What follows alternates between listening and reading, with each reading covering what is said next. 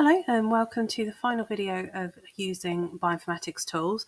This last one is going to be quite short. I wanted to show you all how it is not always DNA sequences that we're looking at. Sometimes it could be pretty pictures.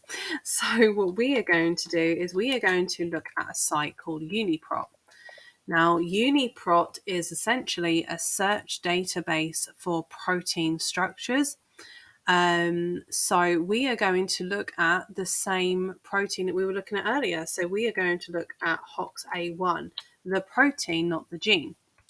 So again, if you search for HOXA1, you'll come up with a list of different HOXA1 proteins in different organisms. So we're going to stick with Homo sapien, as that was the DNA sequence that we were looking at earlier.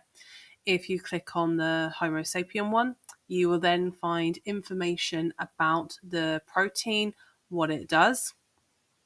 You can scroll down, it will give you information about the function of the protein itself.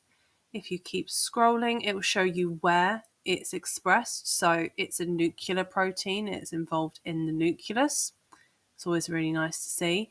However, the bit that I want to show you all, if we keep scrolling down, is this bit. So this is where you get your structures. So you can go onto the different sites and it will show you what they actually look like. So for example, this one has come from AlphaFold. AlphaFold, who have actually made the protein, made the structure of the protein.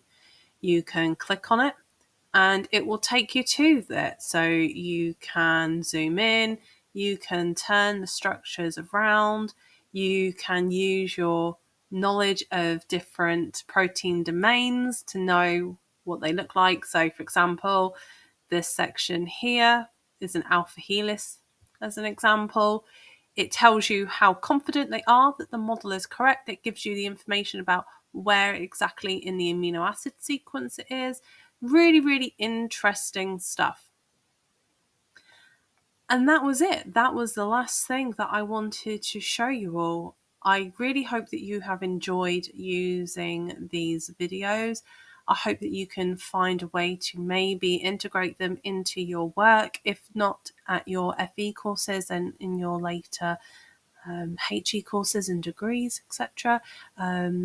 Or maybe you'll have a use for putting in a protein structure into your work. Either way, I hope you've really enjoyed these videos. Take care and I will see you later.